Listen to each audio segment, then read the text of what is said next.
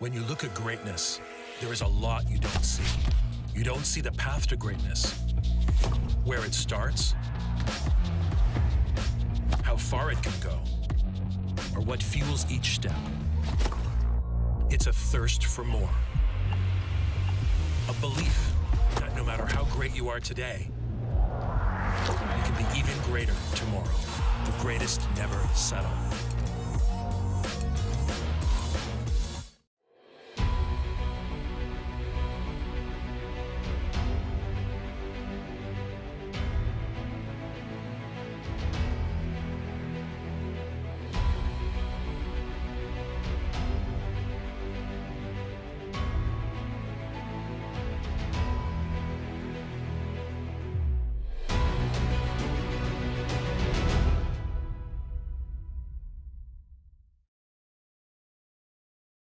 When you look at greatness, there is a lot you don't see. You don't see the path to greatness, where it starts, how far it can go, or what fuels each step. It's a thirst for more. A belief that no matter how great you are today, you can be even greater tomorrow. The greatest never settle.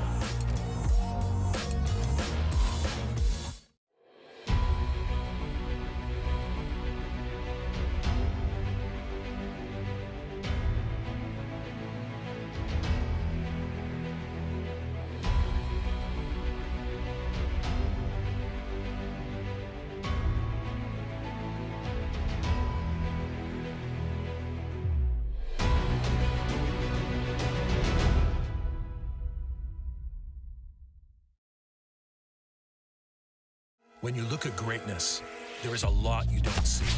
You don't see the path to greatness, where it starts, how far it can go, or what fuels each step. It's a thirst for more. A belief that no matter how great you are today, you can be even greater tomorrow. The greatest never settle.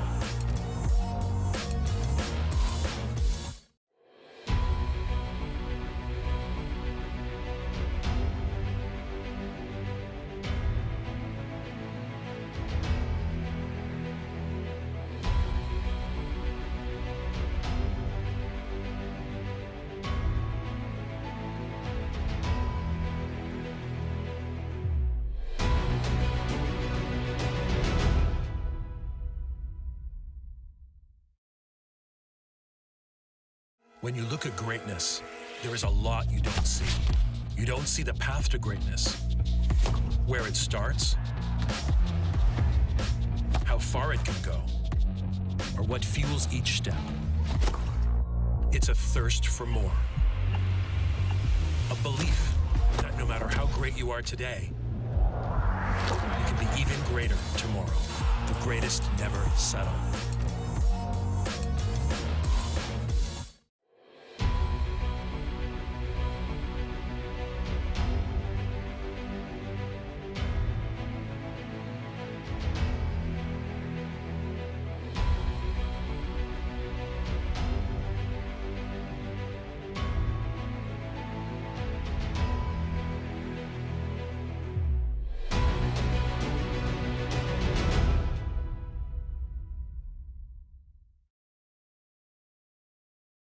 When you look at greatness, there is a lot you don't see.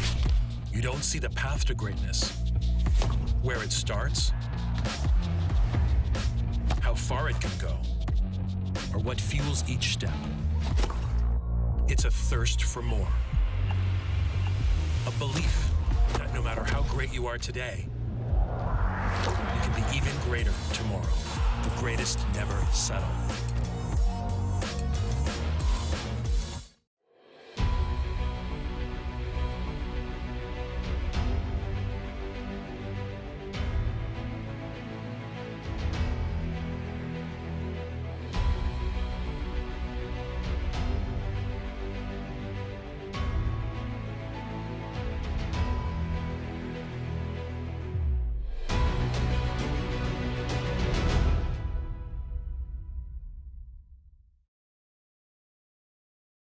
When you look at greatness, there is a lot you don't see.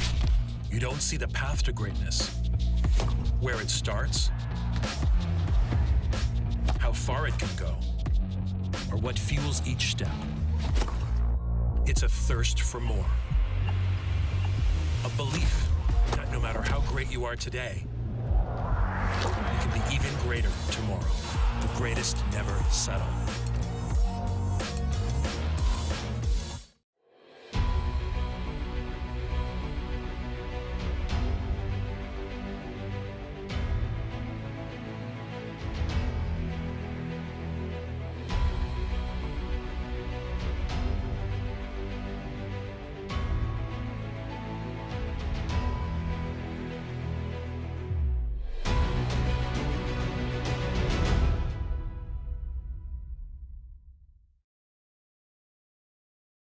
When you look at greatness, there is a lot you don't see. You don't see the path to greatness, where it starts, how far it can go, or what fuels each step. It's a thirst for more. A belief that no matter how great you are today, you can be even greater tomorrow. The greatest never settle.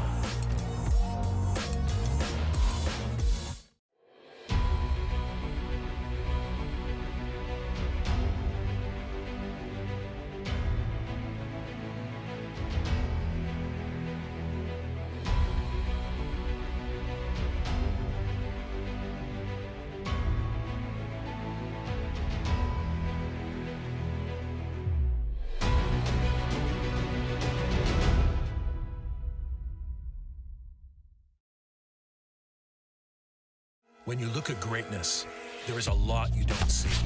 You don't see the path to greatness, where it starts, how far it can go, or what fuels each step. It's a thirst for more. A belief that no matter how great you are today, you can be even greater tomorrow. The greatest never settle.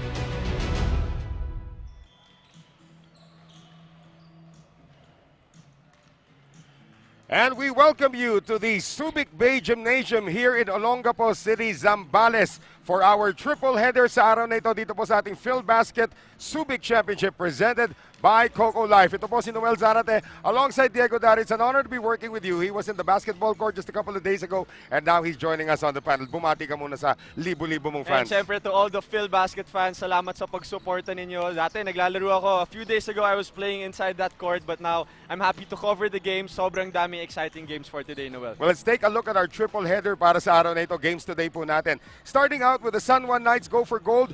Going up against the Nueva Ecija Bespren. A lot of playoff implications involved dito. Second game natin, M-Trans Boracay de la Ia, Batangas City, Tanduay Athletics taking on the Davao Occidental Tigers, Coco Life. And in our final game, AICC Manila still gunning for that #1 position going up against the Pasig Santa Lucia Realtors. Dikitan ang magiging mga labanan natin dito, Diego. Gonna be a lot of great games, especially this afternoon. A lot of playoff implications when it comes, to their standings. Kung sino mga makakalaban nila when it comes to that playoff round. Well, let's take a look at this match that we're gonna be having right now. The San Juan Knights go for gold kontra dito sa Nueva Ecija Bespren. Alam naman natin for San Juan, they're on a 2-game winning streak right now. So titignan natin dito sa kupunan ng San Juan Knights if they can sustain that. They're coming off a win, a very close win against itong kupunan ng Pasig Santa Lucia Realtors. Well, against Pasig, they won that close game, only won 72-70. And they had really a tough game against them, but they dominated the rebounding. They had a lot of offensive rebounds, and that is why they dominated the points in the paint. And of course, yung bench points nila, outscored the Pasig bench by 33-28, and that is because of June Manzo. He had 16 points in that game, and that is why they won that game. Thanks to that guy, he was our player of the game. And look at the standings right now. Bago pa natin puntahan yung kwentuhan na yan, AICC Manila still currently at number 1 in our team standings, but that could all change over the next couple of days. Itong kupunan ng San Juan at 6-2 right now, as we said, in the middle of a 2-game winning streak. Nueva Ecija can still technically take over in that number 3 position. And it's going to be crucial kasi all of these teams are fighting for the probably number 1 to number 4 spot. They want that twice to beat advantage when it comes to the quarterfinals. At of course, gusto nila makita kung sino yung mga kalaban nila. I mean, the higher you go up, it's gonna be mas less dapat ang magiging kalaban mo dyan. But we'll see what happens there. Now, we go back to yung pinag-uusapan natin. San Juan Knights go for gold kontra dito sa kupunan ng Nueva Ecija Bespren. They won over Pasig, as we mentioned earlier. And you mentioned all of those stats. But itong Orlan Wamar has really been yung masasabi natin one of the focal points there. These are the numbers you mentioned kanina, Diego. And like I said earlier, they dominated the rebounding, points in the paint, a lot of offensive rebounds resulting to points in the paint that game, Noel. And si Orlan Wamar nung fourth quarter, he took over, although June Manzo really dominated also the whole game off the bench. Para naman dito sa kupunan ng Nueva Ecija Bespren, unfortunately, it was 7A Primus ang tinalo. That was actually a close game. Joseph Marquez had a chance to send the game into overtime off the steal of Diego Dario that actually cost you an injury. Yep, that was because, you know, in that game against Nueva Ecija, when we played against that team, they really had a great start against us. So they had a great offensive system. They made a lot of stops, but at the end game, they relied on their star player in Renz Palma. Yeah. He scored 30 points in that game and 12 straight points in that fourth the quarter. last 12 points, of course, were scored here by itong si Renz Palma. So sa ilang sandali, we will get this game going. Itong kupunan ng San Juan Knights go for gold, taking on the Nueva Ecija Bespren. At this point, we turn it over to Ken Pangilinan for the introduction of the starters.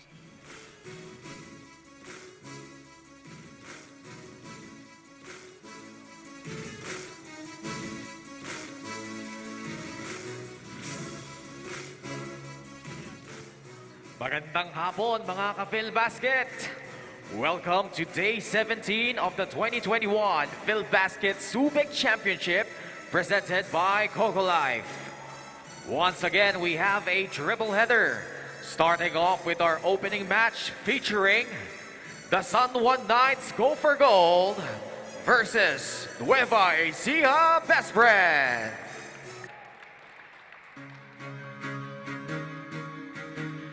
Let's meet the starting lineup first for the San Juan Knights Go for Gold.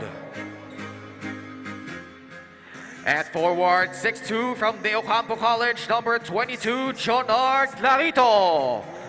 Also at forward, 6'5" from San Sebastian College, Recoletos, number 34, J.M. Calma. At center, 6'7" from Papua University, number 15, Christian Bunyag. At guard, 6 feet from Papua University, number 10, Adrian Nokum. And at the other guard, 5'6" from Centro Escolar University, number 2, Orlan Wamar. Their coach is Randy Alcantara.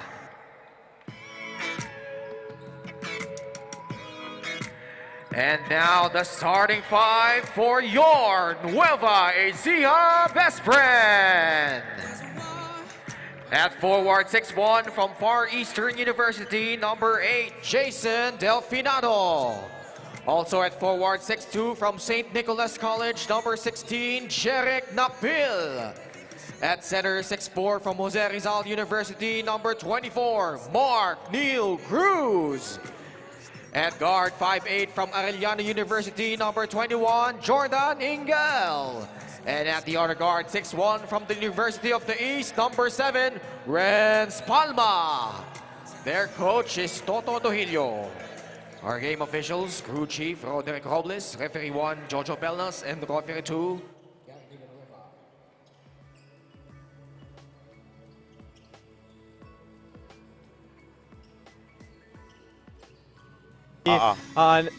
for Nueva Ecija, and also June Manzo coming off the bench for San Juan. So the usual starters actually for both teams. At makikita nga natin dito, ito si J.M. Calma. He's been racking up the rebounds.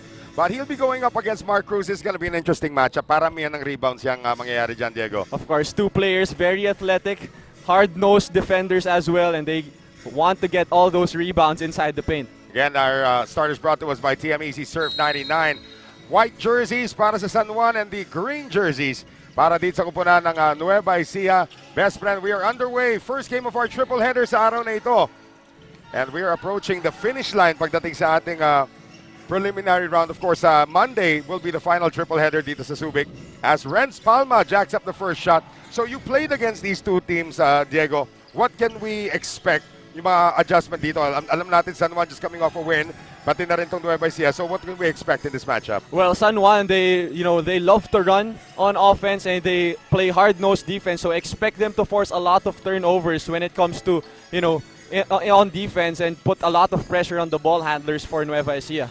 So far, no team has scored yet. Renz Palma, as you mentioned, scored 30 points in their last game against you guys, 7A Primus, including the final 12 in the game, and that was marginal as Mark Cruz misses from the outside. Battle for the rebound. Last touch dito, itong si Jonard Clarito. And you can see right away that San Juan is daring Nueva Ecija to shoot from the outside. They're playing a 2-3 zone right now and trying to protect the paint. Of course, Renz Palma always driving, very aggressive going to the paint. One of the reasons, of course, why Nueva Ecija is being allowed to shoot from the outside, especially in the absence and the starting lineup of James Martinez, they are dead last in three-point percentage in the league as we have a turnover and an easy layup para dito kay Orlan Momar. And that time, defense to offense for San Juan. That's their game. They love to push the pace. And if you're Nueva, you have to take care of that basketball. It's interesting. A team that has James Martinez in their lineup is actually last in three-point percentage. Here's a pick and roll. Extra pass lalabas. Jerick Nakpil all day to shoot this one, but he will miss. Of course, in that last game, Jerick Nakpil hit a couple of jumpers also in our game against 7A Primus. And he was instrumental. One of the guys who was also instrumental in that. Jerick Nakpil, of course, one of the top 10 in field goal percentage. As Jonard Clarito able to knock it down from the outside, averaging 11.7 coming into this naman is Clarito. And that time, Clarito making the defense pay, going under the screen. And Clarito forcing the steal. Jonard, too strong off the glass, pero parang assist yata yun. Papunta kay Adrian Nocum and an early timeout here by Toto Dohilio. 6-0 opening para dito sa San Juan Knights. Go for goal. They are aggressive early and they are getting the job done, especially on defense to offense, as Diego Dario mentioned earlier. So many passes and so much unselfishness being shown here by the Knights. Up 6 in the early goings of this first quarter. Timeout brought to us by Stig Roasters.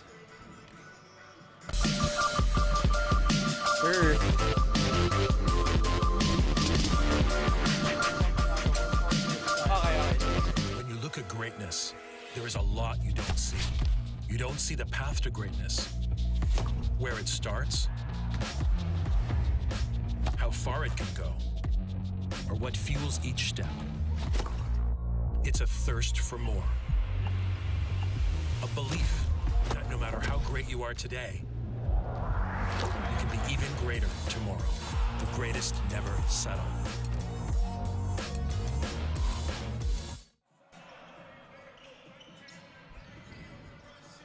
So barely 2 minutes gone by dito sa ating first quarter and already a timeout called by Nueva Ecija. San Juan has opened up a 6-0 lead. What will the response be? Go to Renz Palma, and the problem is he missed, and another problem is Mark Cruz picked up a foul. And San Juan off a timeout right away. They forced them into rushing that shot for Nueva Ecija. They ran a 2-2-1 press, trying to force turnovers right there. That 2-2-1 press has been sort of like the trademark para dito sa kupunan na San Juan Knights go for gold. And trying to slow their opponents down. We'll take a look at those numbers in just a bit. As we thank our friends from Coco Life, our official partner here in the Phil Basket Subic Championship. A 4-point play opportunity is coming up for Orlan Wamar. And great drive-in kick play there. Orlan Wamar, he loves that corner three. You know, when we played against them in our first game, he hit a couple of corner three-pointers, and that time the focus to even hit the shot with contact. Well, ito si Orlan Wamar was the player of the game nung tinalo ng San Juan Knights ng 7A Primus, 81-59 on opening day, the very, very first game of the Phil Basket Subic Championship. And the 4-point play is completed. 10-0 score. San Juan up against Nueva Ecija, and the press is still on here, Diego. And right here, you can see Nueva Ecija breaking that one very easily in this possession. What was the toughest part about going up against San Juan on opening day? Well, they were in condition. You know, all their players, they were really going at it all throughout the game. Even from the bench, first quarter, second quarter, third quarter, they played the same way, same intensity all throughout the game. Maganda naging duelo nyo doon. Itong si Orlan Wamar, yourself. I think you scored like 20 in that game. So the small men are starting to take over the sport. It's something that probably 10 years ago you wouldn't have said, right? Yeah, because right now, there's a lot of space in the way that basketball is being played right now. So, advantage yun para sa mga maliliit na players. Well, Jordan Ingel lost the ball. Good defense there by San Juan once again. Still nothing para sa Nueva Ecija as we have 6 minutes and 38 seconds remaining in the first. Horns play. Ang tatawagin dito si Orlan Wamar. Gets the pick now from Calma. Gets it out to Bunyag, one of the best field goal shooters in the league, and that's why he gets a lot of layups. And that time, great pass there by Orlan Wamar, and Bunyag attacked the closeout for that easy two. Finally, Jason Delfinado there, Diego, getting the first basket for Nueva Ecija. And that time, Delfinado doing the same thing as Bunyag did, using his body to protect the basketball and hitting that tough shot. Tandaan natin, ito kupunan ng Nueva Ecija, no stranger in when it comes to come from behind wins. They did it twice against two powerhouse teams in Davao and Pasig. JM Calma from the elbow. That's a rare miss actually for San Juan. Less than 6 minutes to go dito sa ating first quarter. Renz Palma throws it away, intended for JP Sarao, who's in the game for the first time. Clarito pushing it up. Lob pass inside. Calma, masyado malalim. Two against him. No problem for JM Calma. Tough shot right there against two defenders just flying over them for another two-pointer. 14-2 right now. 12-point lead for San Juan. The pressure is really stifling para dito sa kupunan ng San Juan Knights. Go for gold. 8 on the shot clock. Ingel will manufacture free throws because of his aggression. And that's the way to attack the zone defense. Try to attack the gaps. No, don't settle for all those three-pointers. But right here, on the other side, Calma finishing over to Nueva Ecija Bespren right there. Itong si JM Calma, who's averaging 6.9 points a game. He's actually also second in the league pagdating sa rebounding. So you have to block out, Calma. Free throw brought to us by Wilson, the official basketball of the Phil Basket Subic Championship. Even the free throws aren't working right now para sa Nueva Ecija. And we're gonna have James Martinez come in for the first time to replace Jordan Ingel. At nagawa rin ito sa inyo ng Nueva Ecija. They made James Martinez the point guard. He's usually playing off the ball. Yes. How effective is this para kay Coach Toto Dohilio? Well, James Martinez, he loves to play a lot of pick and rolls, a lot of ball screens, and na-attract niya maraming defense because of his scoring mentality. That's why marami rin nag-step up na ibang players ng Nueva Ecija. That's actually a pretty tall lineup now with Renz Palma manning the two-guard position at 6'1", 6'2". Penetration, JP Sarao, and more free throws coming up. Nagulat si Christian Bunyag dun. And that time, Sarao, he had the driving lane kasi nakafocus yung zone defense on James Martinez the whole time. So that's the challenge now for San Juan. Are they going to stay on the zone defense now that James Martinez is inside the basketball court? Well, JP Sarao is at the free throw line. As we have Paulo Hernandez seeing his first action along with Ato Ular. JP Sarao actually landed badly on his knee. I think it was against you guys, right? Yep. And we thought he was done. But he came back 5 minutes later. Grabe tibay nito. May Wolverine-like recovery powers. Grabe yung heart na nakita natin doon. Even when he's hurt. Actually, maraming players here in this Phil basketball bubble. They're playing through the pain. Well, are you playing in your last game tomorrow? I won't be playing. So a lot of opportunities for the young guys. Younger guys on our team. Akala ko tatanggalin mo na si Javi Palanya sa panel eh. Ato Ular able to score for representing the first bench points naman ng San Juan. So 16-4. And this is what San Juan likes to do. You've experienced this when you scored 59 points against San Juan. They like to grind it out here, Diego. Yep, they really love to put pressure on the defense. They love to rotate. Until the last second, they really play good defense. But right there, Renz Palma, acrobatic shot right there. On the last second din niya nabitiwa. Pwede traveling na siya. Sobrang hang time yon. Coming up on 4 minutes remaining dito sa ating first quarter. The lead is 10 para sa San Juan Knights. Go for gold, and somehow they found Ato Ular. But great defense there by the 6'7" John Lee Valin. Palma has it poked. June Manzo with the steal. Here comes Orlan Wamar. Transition. Gets it over now to Manzo with that left hand. Pretty shot. Not a bad with a bad result though. Wamar tries again. Three-pointer good again for Orlan Wamar. And that time, too much space for Orlan Wamar to miss there. He's such a high percentage three-point shooter. Second triple of the ball game for him. How about 9 of the 19 points para dito sa kupunan na San Juan Knights go for gold, registered by the 5'6" guard from Cebu. Palma for 3. Hindi mabawi. And Manzo is gonna get his face rearranged by the elbow of Renz Palma. Let's see this one again, Diego. And right here, it's off the offensive rebound. Orlan Wamar, the defense is not set. Sabi nga nila, the best time to shoot the three-pointer is off an offensive rebound kasi hindi nakaset yung defense. Which is what Diego Dario does a lot. I look for the big man right away and shoot it right. You look for Jello Vito to give you that bone-crunching pick. We want to have Jello Vito in the broadcast booth as well. I'd love to see that too. Ular with a miss from the outside. Maraming salamat sa Subic Bay Metropolitan Authority and the Central Luzon Regional Task Force sa lahat ng tulong nyo dito sa ating field basket bubble. As we approach the 3-minute mark dito sa ating first quarter, the lead is 13 for San Juan. Martinez, first attempt is a miss. And the rebound picked up by Paulo Hernandez. Triggering the fast break now. Papunta rito kay June Manzo. And what a move there by June Manzo. Double pump finish on the fast break. San Juan talaga yung game plan nila today is really to push the pace. This is the largest lead now for the Knights at 15 points. 21-6. Mbons Bonleon had a great shooting day a couple of days ago. And a foul will be called on Paulo Hernandez. And we talked about it earlier. San Juan pushing the pace, the move of the game right here. June Manzo, acrobatic finish. We've seen that a lot of times in the UAAP as well. And that move of the game is brought to us by TikTok. Of course, kakampi mo dati yan sa UP Maroons. Etong si June Manzo. They get it inside ngayon to JP Sarao. Undersized, but very aggressive. Ang hirap bantayan itong si JP Sarao. And that time, great move right there with the drop step. Galing kay Sarao, and right now he's gonna shoot 2 free throws. And we talked about it earlier. James Martinez is now inside the game for Nueva Ecija. Yung San Juan nag-switch from zone. Now they're playing a man-to-man defense. Because if you zone against James Martinez, he's gonna let everything fly. James is averaging 12.8 points a game coming into this one, and is the 8th best free throw shooter in the league at 73.3%. And he did get to the line a lot of times against 7A Primos. Yep, nagulat kami nun because we forced him to actually drive all the time rather than, you know, shoot spot-up three-pointers, but he made us pay by really getting to the free throw line.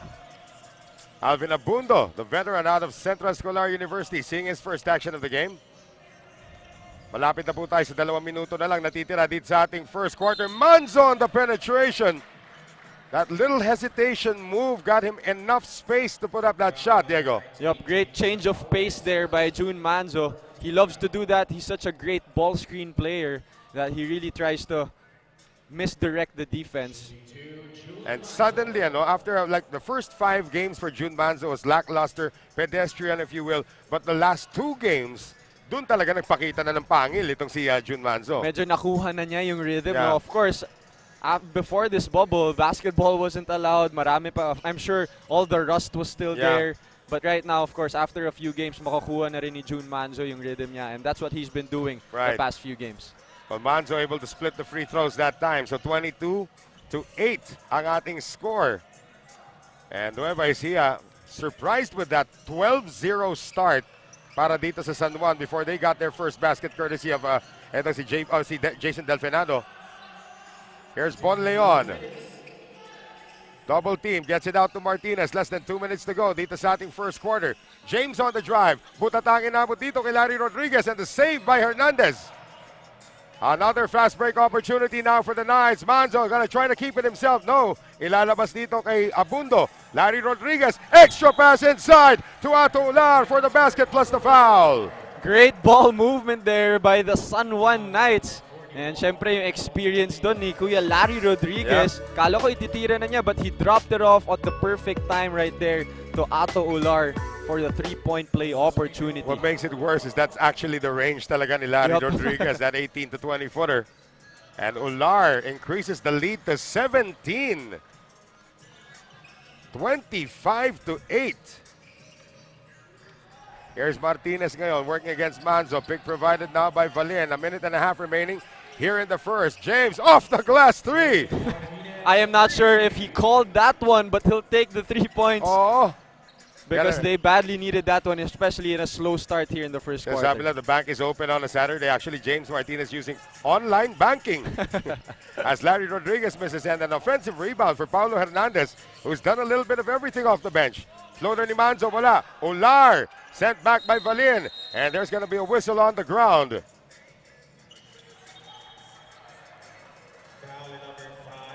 Oh, it's Larry Rodriguez. So penalty situation para dito sa San Juan.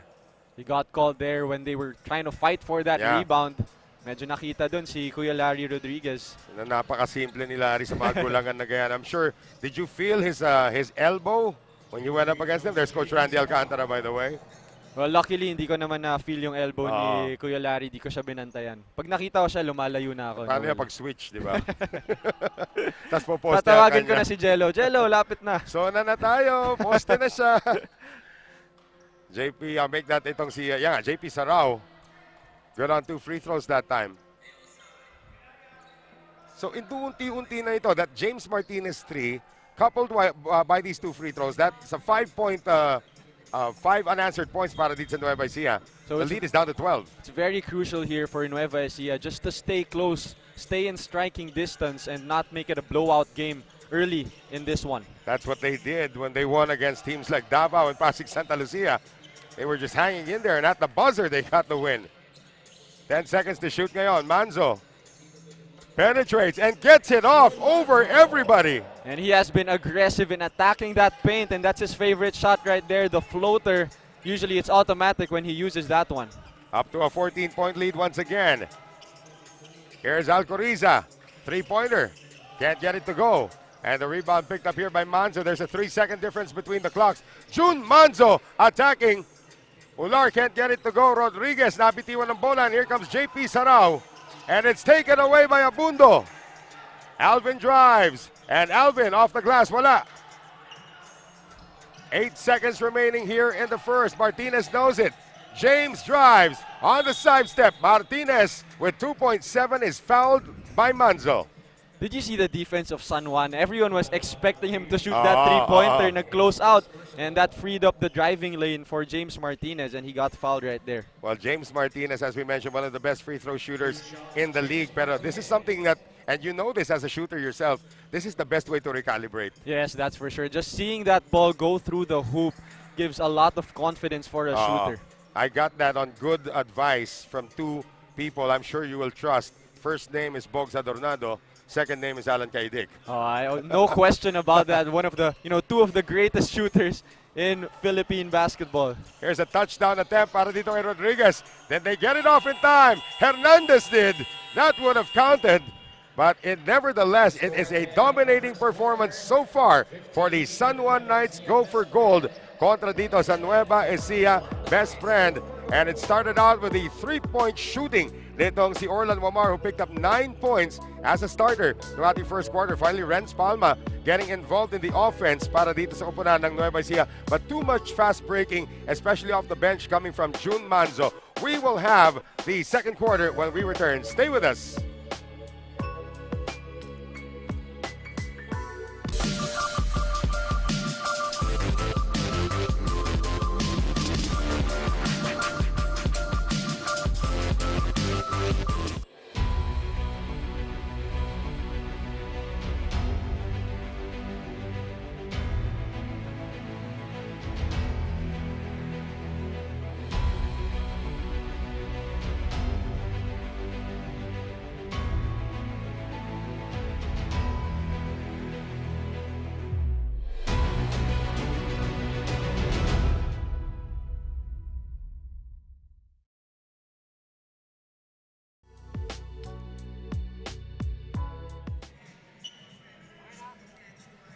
Back with us here at the Subic Bay Gym at magsisimula na po itong ating second quarter. 27-15 San Juan with a dominating performance in the opening quarter. Second quarter brought to us by Grab Food. Noel Zarate pa rin po kasama si Diego Dario coming to you live from the Subic Bay Gym para sa ating Phil Basket Subic Championship. The second to the last triple header kasi tomorrow we will have a double header naman dito. Look at those numbers from that first half. And look first at quarter. that, Nueva Ecija 3 out of 10 and San Juan 11 out of 26. So San Juan really controlled the possessions there in the first quarter, and also Nueva Ecija did not take care of that basketball. 8 turnovers for them in that first quarter, and nakapitalize yun ng San Juan Knights. Well, if you're getting 16 more attempts than your opponent, that's almost guaranteeing a win already at this point. But again, it's just a 12-point lead, which is a blessing already for Nueva Ecija. The way they started, they were down by as much as 17. Manzo, walang mapuntahan. Binabantayan na rito si Tolentino. They move it around ngayon. And that is going to count for Ato Olar. He has been very efficient off the bench for San Juan. And you can see the PBA experience of Abundo right there, using the pocket pass to free up Olar for that three-point play opportunity. Not a lot of bigs can actually challenge Olar at the rim. So Ato Olar at the free throw line ngayon. Can't get it to go, but it falls into the hands of etong si Hernandez, getting it to Amar, who's got 12 in the game. He just checked in. Wide open three-pointer there. Miscommunication on the part of the Nueva Ecija defense. 12 big points for Orlan Womar. I'm looking at our stat sheet here.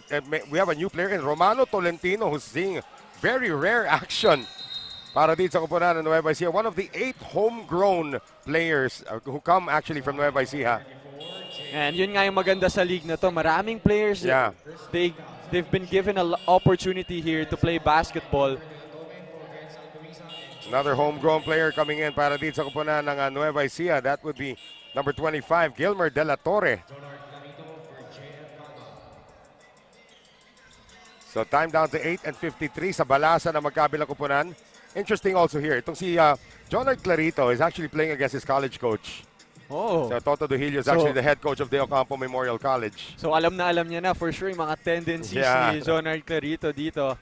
Alam niya na kung anong defense may hirapan. So ito, pinatak in lang lahat ng players, lahat ng bagong pasok, mga hindi nagtatak in. Palma isolated against Hernandez. He liked this matchup. Gets it over now to Tolentino. 6 on the shot clock. Tolentino still has it. On the spin, Romano inside. Valin with the extra pass. Great patience shown by Nueva Ecija. You're correct. Great patience, great ball movement, and just trying to find the best shot in that possession was Nueva Ecija. 32-17. The lead happens to still be 15 points. Para dito San Juan Knights go for gold. Orlan Wamar has had a great game so far. Steps back. That's a rare miss for him. And Palma almost lost it. Recovery made by Gilmer De La Torre, was stepping out of bounds. And great job there on the part of Clarito, making sure that Palma has defense on the open court. Kasi pag nakabuelo yan si Renz Palma, it's gonna be hard for the defense to stop him. Coach Toto Duhilio calls Jonard Clarito one of the most intense defenders he's ever had. And he's also on that team with guys like Reden Fabro, who's also another intense defender sa De Ocampo Memorial Colleges.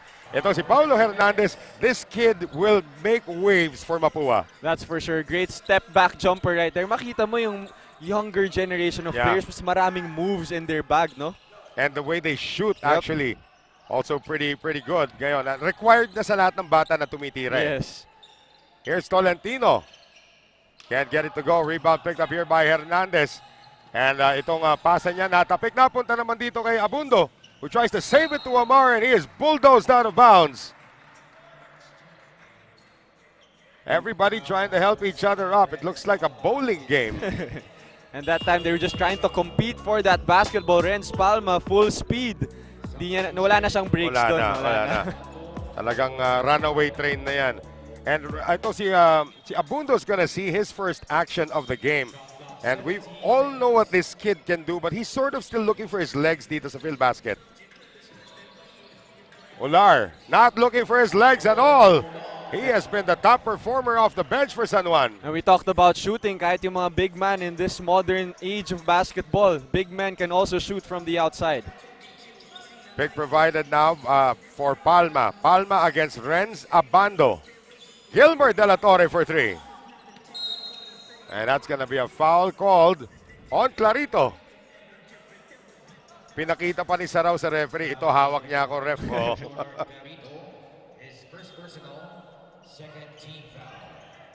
Two team fouls now for San Juan. 7:05 to play here in the second.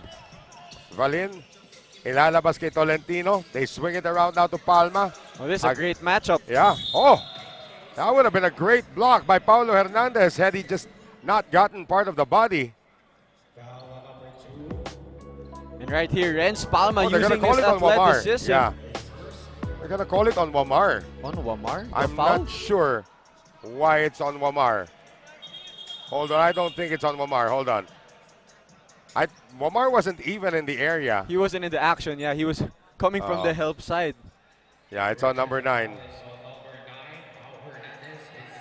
Right. That's correct. So ito nga, we're talking about Renz Abando earlier as Adrian Nocom's gonna see his first action of the game. Boy, is another high flyer out of the Cardinal system. Ito si Renz Palma, we've seen him in high school, we've seen him in action sa UST, but he's still struggling to get his legs under him dito. He hasn't really performed up to par yet, Diego. Yep, in the first few games, what I heard is, he had an injury that he had to, a CAT scan. Yep, he had to fix. But right now, he hasn't gotten his rhythm really. But we all know what he can do. Right. Free throws, of course, brought to us earlier by Wilson, our official basketball for the Phil Basket Subic Championship. Under 7 minutes remaining, dito sa ating first quarter. Lead is at 17 once again. Para dito sa kupunan ng San Juan Knights, go for gold. Almost taken away once again. Entry pass now. Jonard Clarito can't get it to go. And here comes Gilmer De La Torre bringing it down. And away from play, no breaks applied by Renz Abando.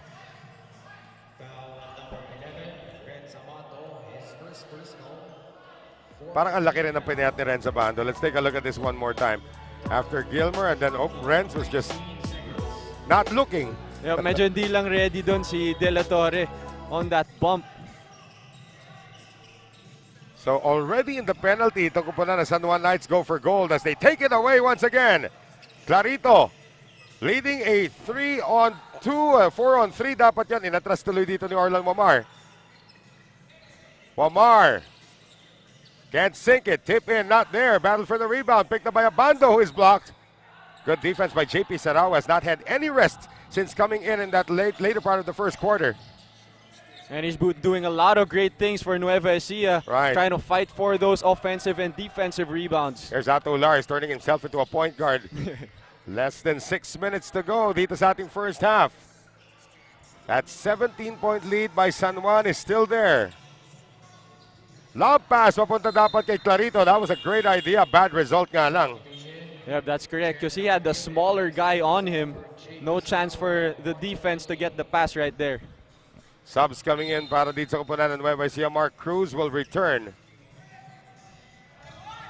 As we take our friends from the Subic Bay Metropolitan Authority and the Central Luzon Regional Task Force sa lahat ng tulong sa ating Phil Basket Bubble.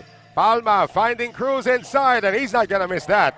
And that time, great pass by Renz Palma. He attracted multiple defenders on him and finding the easy 2 down low. And it is now down to 15, but still a lot of hills to climb para dito sa Nueva Ecija Bespren. Adrian Nocom wants to attack the defense. Ilalabas. Renz Abando for 3. Airballs that. And that's his second shot, not hitting the rim. Yeah. Palma stays inbounds, drops it off to Cruz. And that time, Nueva Ecija doing their own version of San Juan offense right there, just pushing the pace and getting easy baskets in transition. Salamat sa Coco Life, our official partner here in the Phil Basket Subic Championship.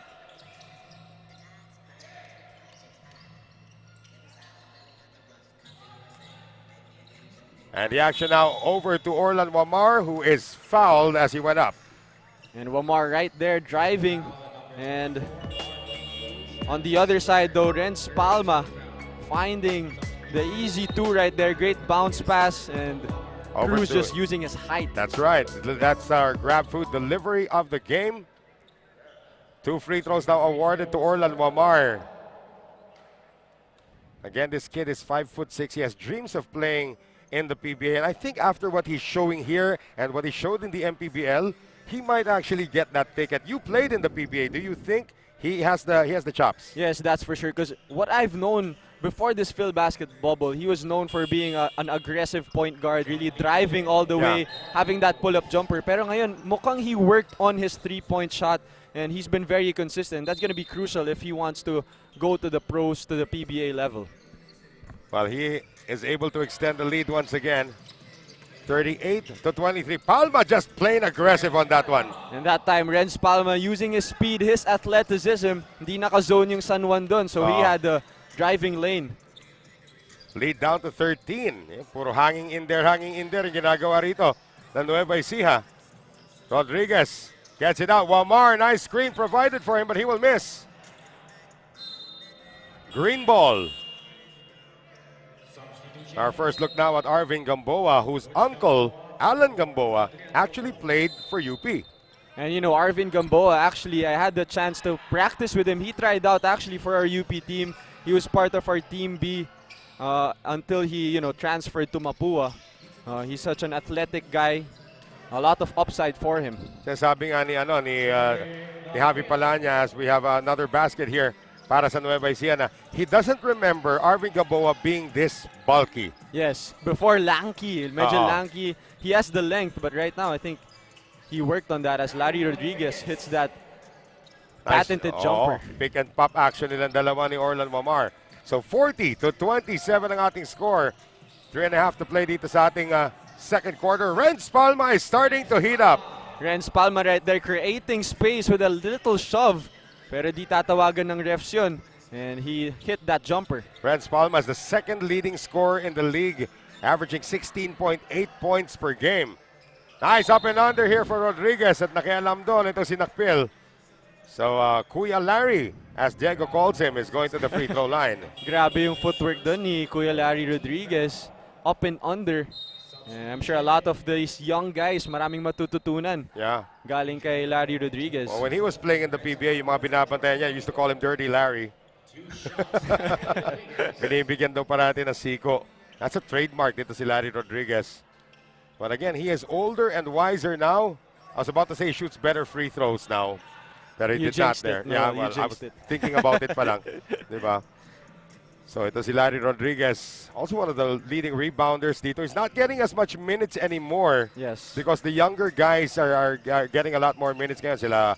Sila Ato Ular, diba? Sila JM Calma. But he's still very efficient. Lead is 12. Almost taken away. Nakpil can't score. Valin binaba ang bola. Nakuha tuloy nito si Wamar. And that's exactly the point I'm going to talk about in just a bit as we have this turnover. Renz Palma is fouled by Larry Rodriguez. Coach Norman Black was saying, 6'7" itong si Valin. Why, if you're 6'7", why be 5'7"? Yeah, that's for sure. Diba, baba yung bola, diba? How about this behind the back move and then may braso naman. May foul talaga dun. Pero that's a trademark move by Renz Palma. He's been doing that a bunch of games now. Hindi lang po dito kahit naglalaro pa siya sa PBA, ganyan yan. Yes. This guy and the PBA, I think it was the 2018 Slam Dunk Contest, if I'm not mistaken, went up against itong si Chris Newsom and almost beat him in the Slam Dunk Contest. Very athletic. He was actually my teammate back in Blackwater. Nga. I know what he can do, especially in that open court. Pag point guard ka, you have to give it to him. Automatic 2 points. San Juan is going to call for a timeout because their lead has been chopped down to 10. Timeout brought to us by Astig Roasters.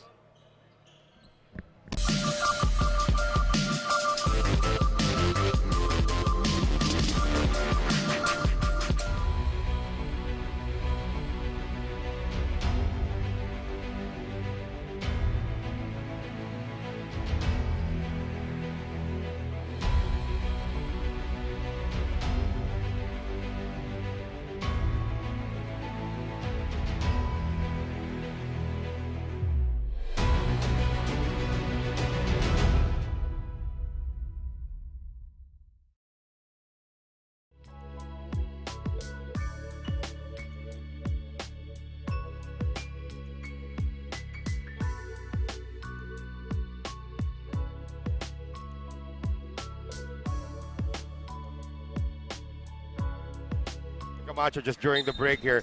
He's probably, for us, a shoo-in already for MVP. So he's a free agent pala. Yeah, Simon he is. Camacho was already drafted. He was drafted, I think, by TNT. He Uh-huh. didn't get a contract, but I'm sure a lot of teams are trying to look for him right now with the way he's playing. Ang dami dito. I wouldn't be surprised if you, Diego Dario, wind up in a PBA uniform very, very soon with the way you're tearing up the opposition dito. As, wow, Gamboa showing us some hops and some skills. And that time, Gamboa finishing against 2-3 defenders right there. Lead back up to 12 once again, but Renz Palma is starting to take over, and there he goes again. And another bucket for Renz Palma. No play call needed, just a pick and roll, and he does what he does best, drive to the basket. The lead was earlier highest at 17. Ngayon, naibaba na sa 10. Gamboa trying to put the moves on Nakpil. Wamar for 3. That is short. And Valin could not secure. Here comes Larry Rodriguez. And he can't get it to go. Look at the jump para dito kay Nokum. And finally, nakakuha na ng rebound dito kupunan ng Nueva Ecija with under 2 minutes remaining here in the second. Palma again. It's all Palma. Just give him the ball and get the heck out of the way. De La Torre drops it in. Gilmer this time free. And that is good. Three-pointer for Gilmer De La Torre. And right now, just a single-digit ball game, 7-point lead for San Juan. And we said earlier, Nueva Ecija just hanging in there, Noel. You cannot discount this team. They have pulled off 2 major upsets already in this tournament and looking to add a third one. Rodriguez finding Nokum. And that worked earlier with Ular. Does not work here with Nokum. Here's Nakpil. And De La Torre will set it up. The lead is down to 7, probably more. Here's the captain. Ito si Alcoriza. Nakpil on the quick turnaround. And out of nowhere, John Lee Valin could not hang on. Tapped out by Larry Rodriguez. And we're going to have a timeout called by Coach Toto Dohilio. They are very, very close now. After being down by 17, it is just a 7-point lead for the San Juan Knights. Go for gold. Timeout brought to us by Astig Roasters.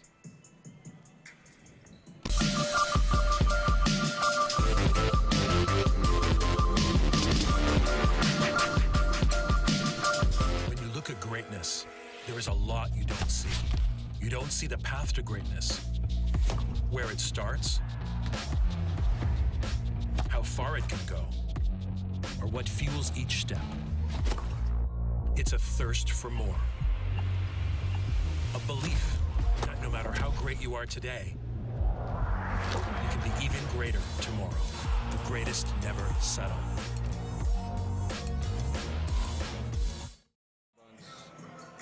Four rebounds, 3 assists. Only 58.9 seconds remaining dito sa ating second quarter. The Renz Palma show is starting to happen here in the Subic Bay Gym, Diego Dario. And Renz Palma already with 12 points, 4 rebounds, and 3 assists, doing a little bit of everything for this Nueva Ecija team. And that is why, from a double-digit ball game, it's just a 7-point lead now for San Juan Knights. Remember, he did score 30 points in their last outing against Diego Dario and the rest of 7A Primos. Palma does not care who's in front of him, but he missed the layup. Jun Manzo back in, trying to beat the sound barrier, and Manzo will have to get 2 free throws or get his 2 points the hard way. And great job there by Jun Manzo, pushing the pace, using his speed. But muntik na siya maabutan doon. He got called for the foul. Christian Bunyag is going to come back in para kay Larry Rodriguez with 48.9 seconds remaining. Dito sa ating second quarter, Jun Manzo has just had a tremendous last 2 games.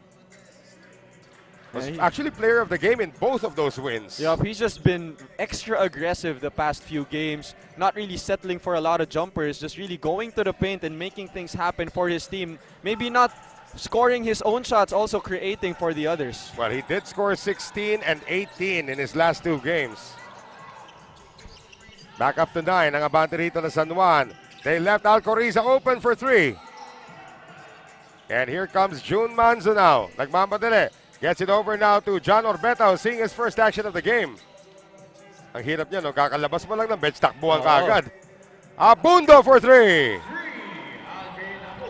And Abundo left wide open in that corner 3-pointer. You don't want to leave him that open. Don't want to leave any of these San Juan shooters Yep. open for that matter. Last shot could belong to Nueva Ecija. They are down by 12. No fouls to give for either squad. And there it is again, the ambush para dito kay Abundo. Gets it over now to Orlan Wamar. And that's how it will end dito sa ating first 10 or 20 minutes of action. It was just a 7-point lead for San Juan, but they answer with a 7-0 run anchored on the steal para dito kay Alvin Abundo over to Orlan Wamar, the game's leading scorer to this point. 50-36 at the half. We'll be right back. Yes, sir.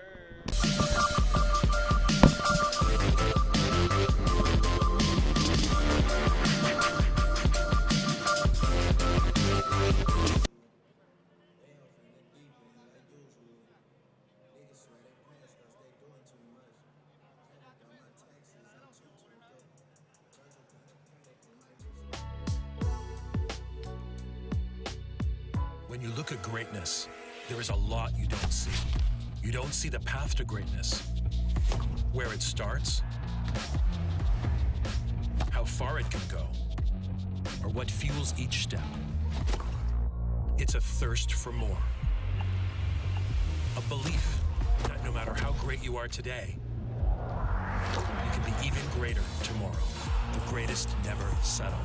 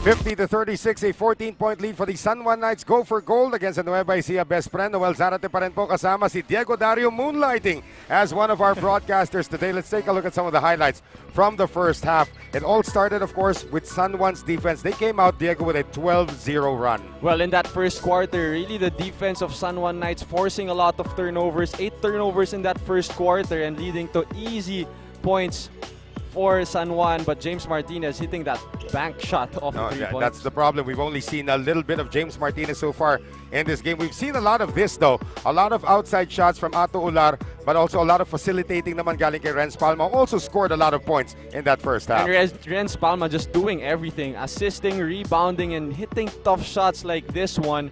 He had 12 points in that first half. We're going to talk about the point production later on. First, our numbers from the halftime brought to us by TM Easy Surf 99. Well, San Juan Knights and Nueva Ecija, actually, Nueva Ecija shooting much better from the field, but San Juan Knights with 45 attempts compared to only 25 for Nueva Ecija. So San Juan really controlling the possessions in this game. They moved the ball well, 12 assists just compared to 7 for Nueva Ecija, and points off turnovers. Yeah, that's an interesting number, to 4. So San Juan Knights really capitalizing on the mistakes of Nueva Ecija. Points in the paint, of course, coming also the way of the San Juan Knights. Go for gold with all of those layups from the drop passes of Larry Rodriguez. Let's take a look at our leading scorers at the end of that first half, brought to us by Grab Food. And for San Juan Knights, Orlan Wamar with 16 big points in that first half. Olar with 9. June Manzo off the bench with 7 points. Alvin Abundo hitting that 3-pointer as well. For Nueva Ecija naman, Renz Palma doing everything. 12 big points. JP Sarao with 7. James Martinez only 5 in that first half. Expect him to be more aggressive in the second half. Mark Cruz also with 4 in that first half. And James Martinez is drawing the start. Of course, our scoring leaders brought to us by Grab Food. James Martinez will draw the start, pero as the off guard, as Gilmer De La Torre will be starting out as their point guard dito. So malapit na po magsimula itong ating third quarter. Once again, we thank you for joining us in our continuing coverage of the PhilBasket Subic Championship presented by Coco Life. Third quarter action na tayo dito, and a lot of implications also as this third quarter is brought to us by Wilson, the official basketball of the PhilBasket Subic Championship. If manalo ang San Juan, then they will climb to 7 wins and 2 losses with still 1 assignment remaining. Technically, they can still grab that number 1 position if they beat, they win their last assignment. So it's very crucial for this San Juan Knights team to get these 2 wins para hindi na nakasalalay sa iba yung fate nila when it comes to the playoffs. Jeric Nakpiel is going to be called for the reach in there. Para naman sa Nueva Ecija Bespren, of course, they have a record of 5-3. Should they win here today, they will be tied with San Juan at 6-3. Pero may laro pa mamaya ang Davao. Should Davao lose also later, there will be a 3-way tie for that number 2 position. Eh yung AICC may 2 laro pa. And that's going to be crucial. Diba? So if you're with the teams now, wag mo muna isipin yun. Just try to get the win in all these games. And of course, the assistant coaches have all of the mathematics already figured out for sure. One thing's for sure though, the bottom 3 teams, 7A Primos, your team of course, Diego, pati na rin yung FSD Makati Army, pati na rin yung Muntinlupa Defenders, will be going home early at swerte nyo naman. Yeah. That's why I won't be playing anymore. That's why nandito na ako beside you, Noel. Yun na nga. Hopefully, we can have you here for a full week. Sasabihin na naman ni Commissioner, magkano na naman ang utang natin dyan. We are gonna have a whistle to stop play once again. So 2 quick fouls on Nueva Ecija. You do not want to get into the penalty against the San Juan Knights Go for Gold. Or do you? Because they're 8th in the league in free throw percentage at 66.8%. However, they have one of the best free throw shooters in the league in Orlan Momar. Well, Orlan Momar doesn't really miss a lot of free throws. Probably the other players of San Juan are the ones not shooting very well from the free throw line. Orlan Momar averaging 83.8% from the 15-foot line. Jonard Clarito able to extend the lead once again. It is now an 18-point lead that this matches, or this is close to the biggest lead of the game, which was at 19 points. So another flat start here para sa Nueva Ecija. And San Juan probably up their tempo right here, especially on defense. They've been forcing turnovers again. Pick and roll action. Here's Sarao finally getting away to score his first basket since the first quarter. Great move there by Sarao, using his body to protect that basketball for that 2 points. It all starts with that 1 basket. It's down to 16. Maya-maya, tingnan mo, may run na naman na gagawin dyan. Clarito posting up against Renz Palma. And Renz is gonna bite into the fake. Buti na lang para sa Nueva Ecija. Clarito is passing the ball. Yep, so it will go to the baseline for the baseline out of bounds. But Renz Palma, pocket pass to Sarao, and the patience to really get those 2 points. The last foul by Renz Palma, however, Diego gives him his third foul. So kailangan na niya mag-ingat dito. Manzo, pick provided by Calma. Pick and roll not coming. Manzo fires it up from 14. That one is off. And how about Christian Bunyag? This guy was a plus 18 in the first half, and that's only his 4th point. And I think we know why. Bunyag, height is might in this game of basketball. He's really doing a lot of things for San Juan. And including that one, blocking that shot by James Martinez. Christian Bunyag is one of the 5 holdovers from the San Juan Knights that won the MPBL Lacan Cup and figured against Davao in this year's MPBL Championship. So they're a rebuilding team, itong San Juan. Martinez gets away. And James Martinez right there attacking the closeout and making them pay with that floater. I covered that game when he was playing in the PBA D-League for AMA, where he scored 60. Wow. 60 points. In any level, scoring 60 points is a tough task. I think that still stands as the record sa PBA D-League right now. The 60, and of course, in that game, J.R. Taganas had 23 rebounds. Wow. Bunyag missing, trying to beat the shot clock. Palma now, naunahan si Abundo. 1 man to beat. Renz Palma can't get it done. Calma for the rebound. Now we go the other way.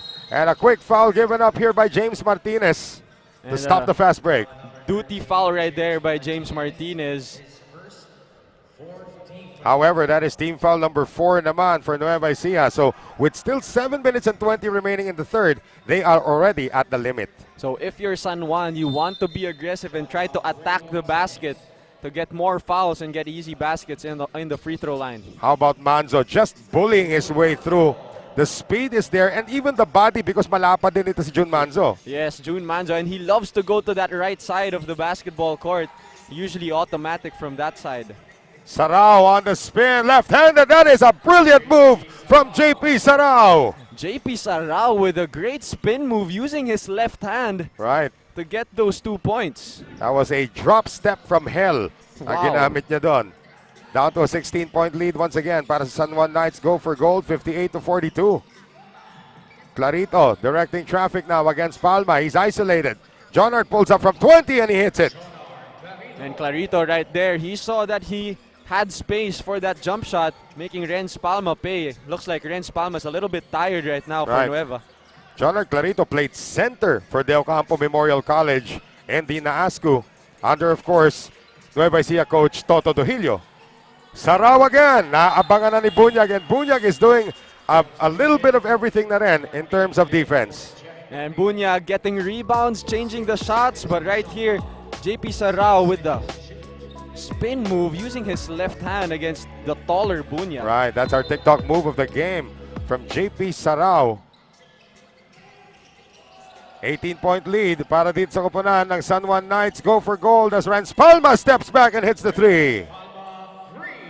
And that time Sarao making a playmaking move right there instead of going all the way to the rim, finding Renz Palma for that 3-pointer. Well, returning the favor on the assist by Renz Palma earlier. Maraming salamat sa Coco Life, our official partner here in the PhilBasket Subic Championship. JM Calma can't get it to go. At naagawan naman dito ito si Bunyag. Gilmer De La Torre now into the front court. Martinez, transition 3. That is short. He's getting there though. He had a 1 3-pointer in the first quarter. Abundo. These are 2 guys who played for Pure Foods, the Pure Foods franchise in the PBA. Clarito on the tough fall away. Another offensive rebound para kay JM Calma, one of the best in the league when it comes to offensive rebounding. Abundo, that's too close. And Abundo right there with another floater. Parang yung mga guards ng San Juan, they really practice those floaters. Right. All of them really using it in the basketball court. Back to JM Calma, of course, averaging 7 rebounds a game. He is second in the league in that regard. And also averaging 3.8 offensive rebounds a game. That's a lot. So if you're the opposing team, you want to make sure there's a body on him all the time. Just trying to box him out. Magkakaroon ng balasa rito as Larry Rodriguez gives a very, very big high five to Christian Bunyag for his play. Orlan Wamar is also back in. What a luxury for San Juan, ano? You bring Orlan Wamar in midway through the third quarter and you're still up by 17. Salamat sa Subic Bay Metropolitan Authority and the Central Luzon Regional Task Force. Here's the penetration by Wamar. Rodriguez on the hesitation. Abasia ni Palma. Great defense by Valin. If there's anybody here taller than JM Calma, it is John Lee Valin. And that's what he did right there. Used his length to get that rebound and also change that shot. Valin is 6'7". Martinez draws the defense. And De La Torre gets the runner. Make that Jordan Ingel, who's in for the first time in the second half, gets his first 2 points. And another floater, but this time coming from the Nueva Ecija Bespren, De La Torre. So 62-47 ang ating score. It's down to a 15-point lead. Rodriguez gets it out. John Orbeta, this is what he does. Hit those three-pointers. He was squared up for that one, Diego. Too much time, too much space given to him, and he made the Nueva Ecija Bespren pay on that one. Mala Jello Vito ba yung ganon? Oo. I'm surprised that Jello Vito's range is vastly improved talaga. Yes, that's for sure. He worked on that probably in the off-season, and now he's a stretch big. Let's see this play once again. A lot of unselfishness again in the execution for the San Juan Knights. Go for gold. And that's gonna make you feel good. This is your first appearance in the game and you hit your first shot. Yup, that's for sure. Sa confidence pa lang ni Orbeta, he's probably gonna take more shots. Na nakita niya, first shot pa lang, pasok na. JP Sarao has been working very hard so far today, already in double figures.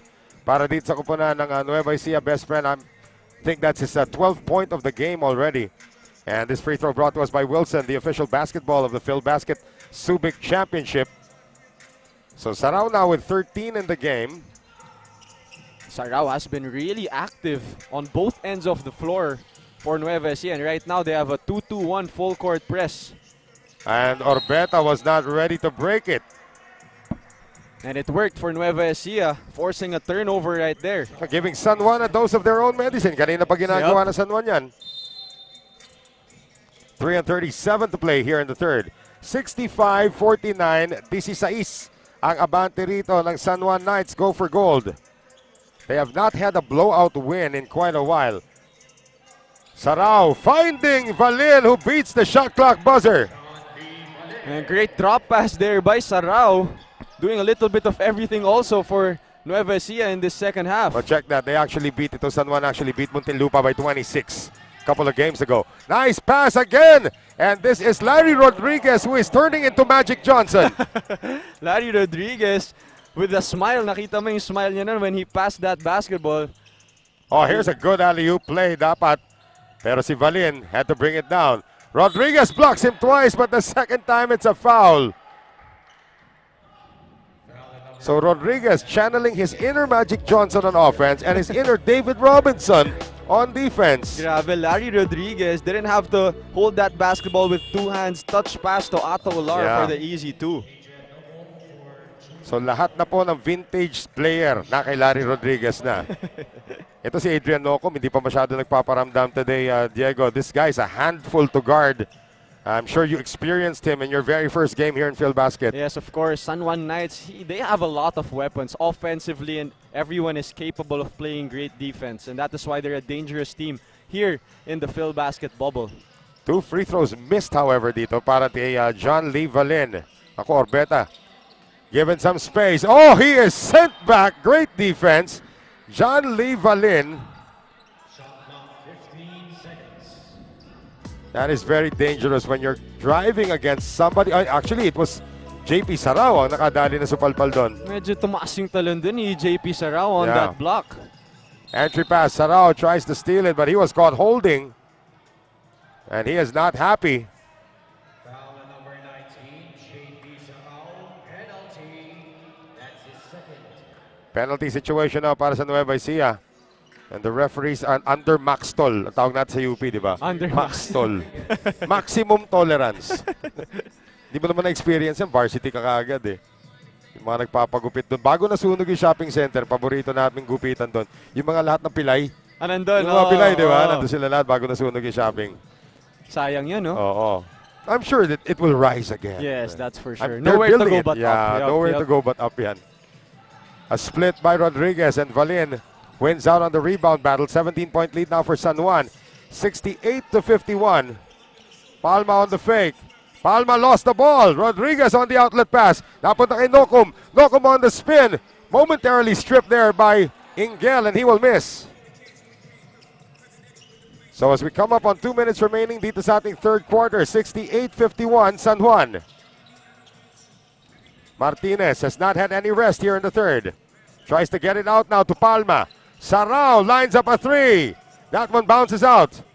And Ato Olar will secure for the Knights. And Ato Olar making sure he gets that rebound, boxing out everyone around him.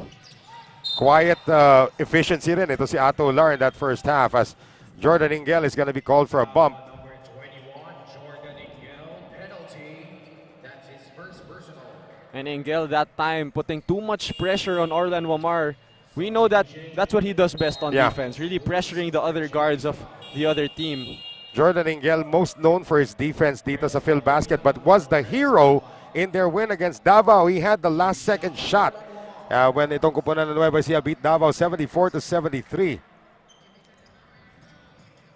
And I was about to say, you put the best free throw shooter, second best free throw shooter in the league at the line, and well, he's missed again. At pagtatawanan na naman ako ni Javi Palanya. I think Javi's in the building already. He's just hiding. There he is. Split free throws para dito kay Orlan Omar. And of course, the best free throw shooter in the league happens to be the teammate of Diego Dario.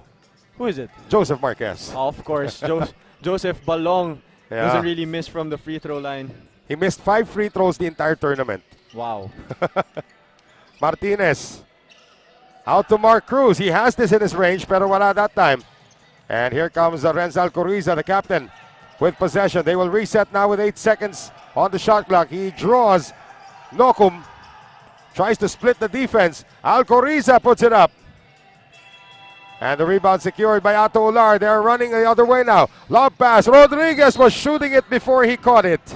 Maybe 10 years ago, Kuya Larry would have gotten that and dunked it. Dunk yun, for sure. Larry Rodriguez, of course, the veteran out of the Philippine Maritime Institute.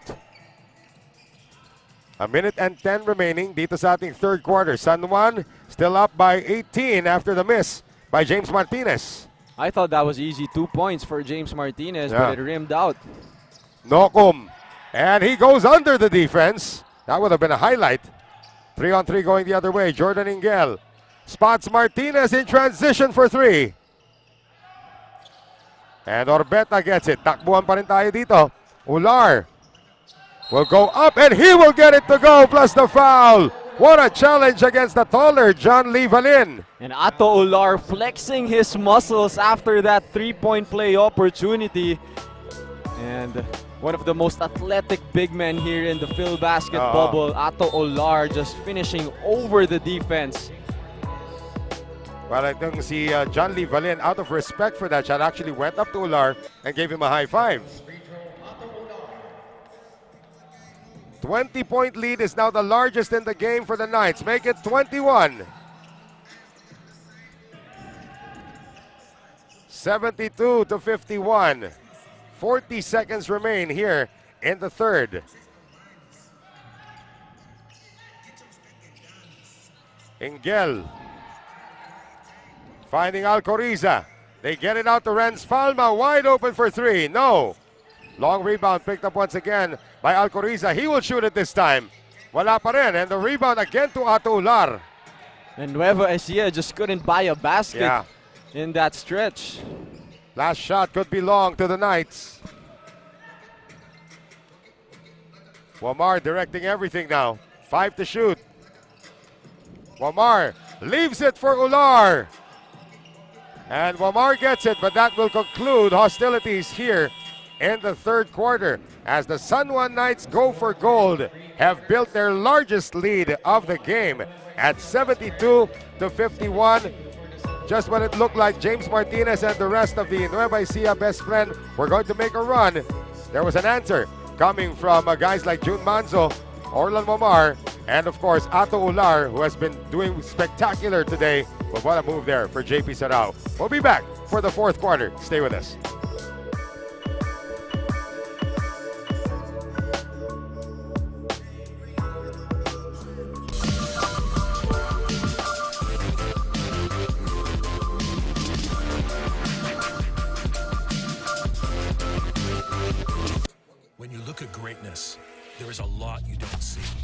You don't see the path to greatness, where it starts,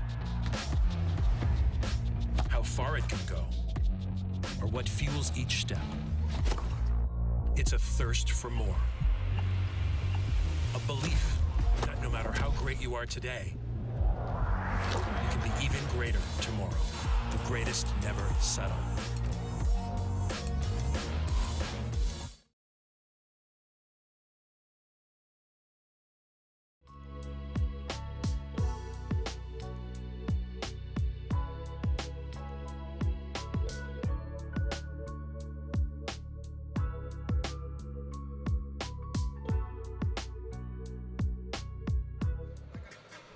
Renz Palma and the rest of the Nueva Ecija Bespren have 10 minutes to overhaul a 21-point lead.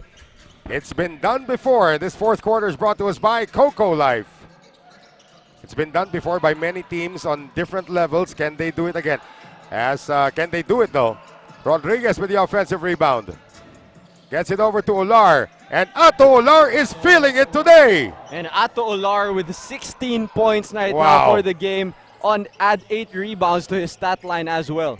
You know, speaking about big leads, I remember there was a team that joined that is a Philippine Youth Basketball League, the PYBL, called the UP Waterfront Maroons. Wow. This was, I believe, in 1999 when they were down by 28 points heading into the fourth quarter. I guess I forget kung sino kalaban ng UP Waterfront at that time. Then they won the game by 8. Wow, 28 points, down 28. Ito pa maganda, hindi nakascore yung kalaban ng fourth quarter. Wow. Excellent defense there That by was the coached UP. by Ryan Gregorio, all right? 28-point lead heading into the fourth, and UP Waterfront won by 8. Sino ba mga player ng UP Waterfront the time na sila? I believe sila Kenneth Robin yata yun, sila Robson Bornansin. Guys, na of course, hindi mo na naabutan. Oo nga, hindi ka nakakilala eh. Kung sabihin ko naglalaro to si Jello Vito, kahibangan na yun. Larry Rodriguez able to get another 2 points. And I would say the route is on para dito sa kupunan ng San Juan Knights. Go for goal. They're up by 25. And right now they're playing a zone defense against Nueva Ecija. Maybe because James Martinez is not inside the basketball court for Nueva. And for Nueva Ecija, of course, as we mentioned earlier, they are last in the league in three-point percentage with 25% lamang. That's like one out of every four three-point shots. And Ato Olar is just going to town here in Subic. And a timeout called by Toto Dohilio. This lead is now 27 points. Larry Rodriguez with another grab food delivery of the game on that high-low papunta rito kay Ato Olar. Timeout called by Nueva Ecija, and this timeout is brought to us by Astig Roasters.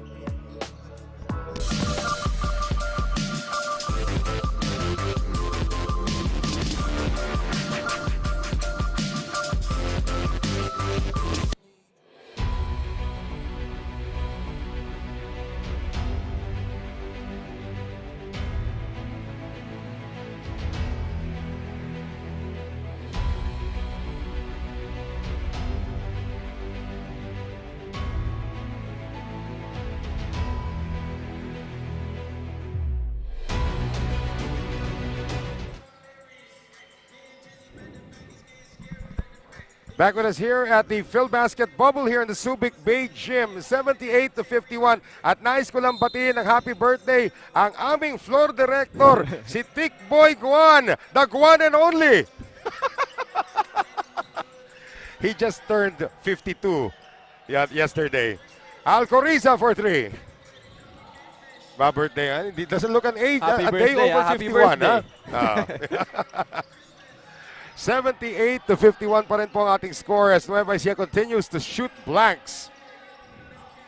And this route is still ongoing. Another high-low, but that's going to be a 3-second violation against Jonard Clarito. Natawa na lang si Clarito doon. No. Di na siya kumontra doon. Right. Speaking of coaches who are actually, or coaching against their former players. At ayan. Teka. Ayan, ito.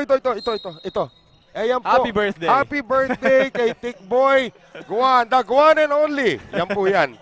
Speaking of coaches actually, who are coaching against their former teams, naalala ko hapon in that game between Burlington EOG at saka Medical Depot, si Coach Aldrin Morante was coaching against his former player, si Brian Hilario. I mean, he coached them in the Philippine Merchant Marine School, PMMS. Yung yakap ni Aldrin Morante kay Brian Hilario, parang 2 taon na kita hindi nakikita anak. Ganun yung pati hindi yapos pa niya yung mukha. For me, that was a very emotional moment na nagkita silang dalawa. Probably for the first time since the ASCO and was that's what canceled. basketball does, really. Are the relationships that you form, the bonds that you form with your players, coaches, more than the game itself. A miss by Hernandez. And Rodriguez thinking about passing. Maybe he should have missed on that shot. Salamat sa Coco Life, our official partner here in the Field Basket Subic Championship. Renz Palma has an opportunity to pad his stats right now. But may oras pa, less than 7 minutes, down 23. What is the biggest lead you've ever been a part of na na-overhaul mo? Probably, I think a 20-point lead, but more than that, I don't think we ever came back that big. Nanalo kayo, down 20. Yes, nanalo kami. It wasn't in the UAAP, it's just a summer league back in UP. But Renz Palma with the athletic finish right there. Yun na nga, if Renz Palma, kinakwento ni Renz Palma, hindi pa daw siya kondisyon. Isipin mo kung kondisyon niya, puro dunk na ginawa niya. Ano pa kaya yung kondisyon na version ni Renz Palma, right. No? I mean, you saw the other day, itong si Simon Camacho had 2 blockbuster dunks in transition. Yun ang kondisyon. I think that entire Medical Depot team is conditioned. Yes. Ular in trouble and lost the ball. Palma now leading a 4-on-3. Palma decides to keep it himself. Natapikan ng bola and he will lose possession. He had itong si Jordan Ingel on his left side. Oh, they're gonna say it's Nueva Ecija ball. Natapik daw ni Gamboa. We gotta see this one again. I did not see that. Because Renz Palma, parang hindi na siya kumontra. He went right back on defense. And I think Palma caught it out of bounds. Embons Bonleon. No, may kita natin dito. Natapik ba? Oh, kung natapik. But the thing is, he caught it out of bounds. See? Oh, yeah. They're not supposed to be San Juan ball because it never bounced out of bounds. I'm not quite sure what that call was. Eto ngayon, si Gamboa getting it back. If this was a tight game, magwawala na si Randy Alcantara. Yes, that's for sure. But right now, he has a 25-point lead. Well, here's Ingel. 6 minutes remaining in the fourth. And he is erased by Ato Ular. Si Ular pagod na. Lahat na ginawa niya eh. Gamboa.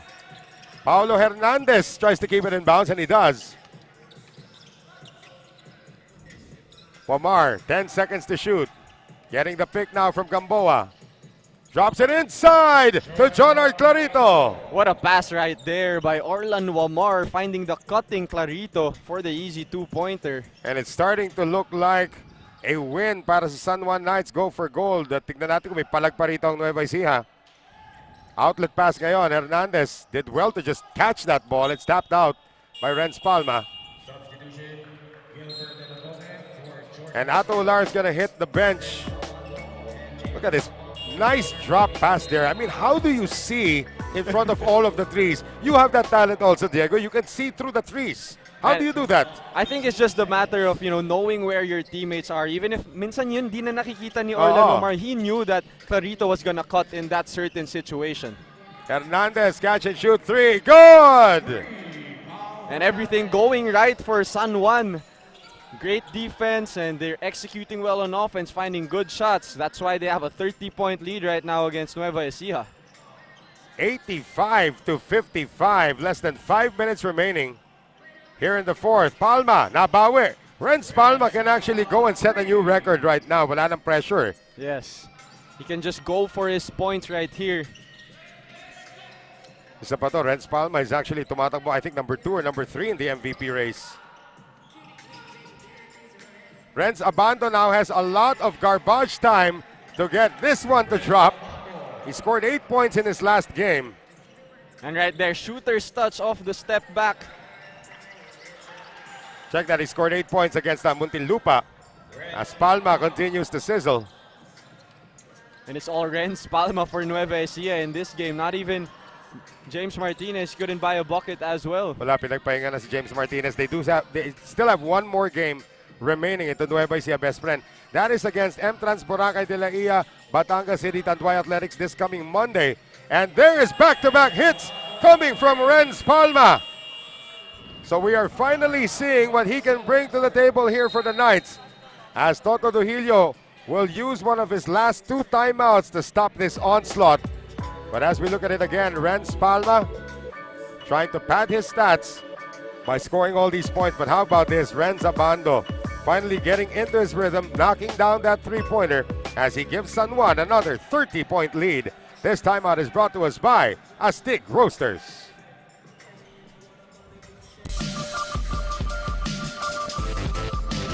Dapat ba may logo yun?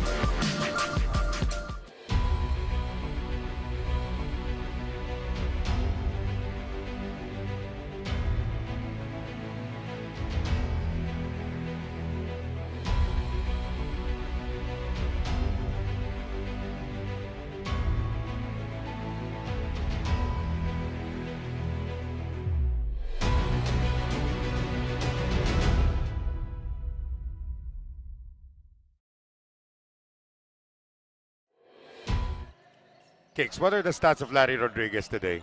Larry Rod 6. Larry Rodriguez has 6 points and 5 rebounds and 6 assists. So doing everything. Doing Sabi Magic sa'yo, Johnson. Oh, inner Magic Johnson na ginagawa dito ni Larry Rodriguez. And his favorite target has been Ato Ular so far today, 90-60. And this is a complete blowout. Now James Martinez is going to try to get some minutes para dito sa kupunan ng Nueva Ecija. Nice fake here para dito kay Abregas. Abelgas is able to hit that one. Yeah, Belgas right there. Good patience on the shot fake, freeing up for that 3-pointer. That's Abergas actually. Did Abergas. not play in their last game. Renz Abando again. And Renza Bando on fire in the 4th quarter. 8 points for him. Martinez cannot answer. And the rebound to Gamboa. Gamboa wants to be the point guard as well and drops it over to JM Calma. And great bounce pass there by Gamboa for the easy 2 to Calma. The lead is 33 points for San Juan, 95-62. Abergas. Lalabas dito kay Gilmer De La Torre. De La Torre, deep 3. Air ball. And Tolentino will check back in. That's Romano Tolentino. Gilmer De La Torre will call it a day with 2:44 remaining in this one. And Nueva Ecija trying to make a final run right here, probably in the 4th quarter, but too easy. Breaking that press is San Juan. Yeah, we're going to see it as Joseph Ubalde seeing his first action of the game, along with Carl Brian Lakap. As San Juan will now empty their bench.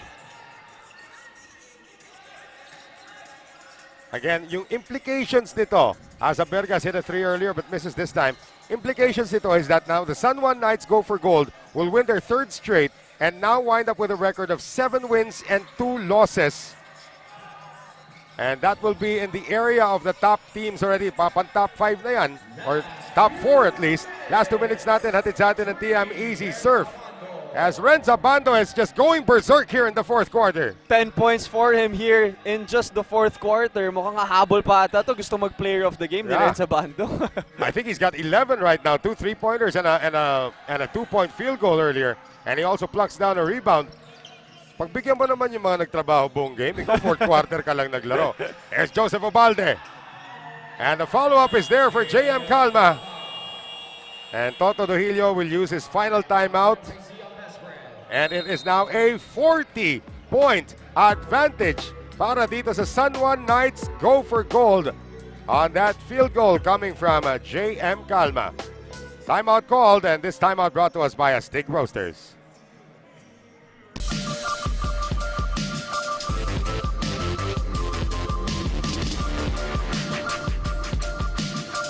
When you look at greatness, there is a lot you don't see. You don't see the path to greatness. Where it starts, how far it can go, or what fuels each step. It's a thirst for more. A belief that no matter how great you are today, you can be even greater tomorrow. The greatest never settle.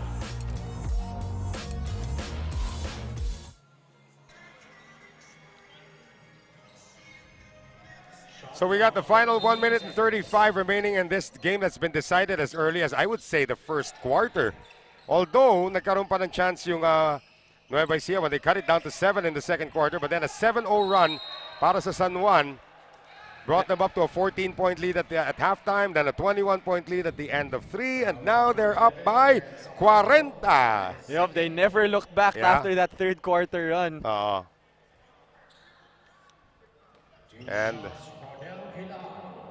so Ronel Gilao also did not see action in their last game.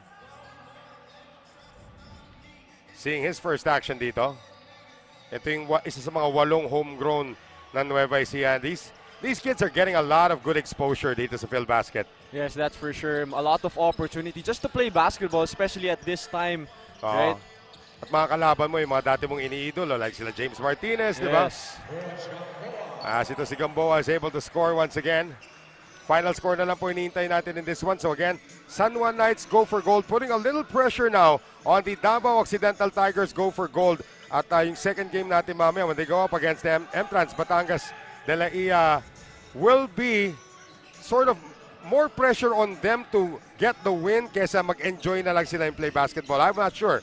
Pero itong Davao nga, coming off that loss the last time against Burlington EOG, there's a lot on their minds now. Yes, that's for sure. If you're Davao, you want to get that win, especially coming into the playoffs. Maganda sana na, you know, all the positive vibes coming into the playoffs as much as they want to. 104-65. Not quite sure if Lakap's going to take a shot clock violation dito. Or are they still going to execute one more play? Reminds me of Justin Melton with the hairdo, by the way. Yep. Looks like he might. Yeah, he's going to take a shot clock violation. Maagaw pa. 18.6 remaining.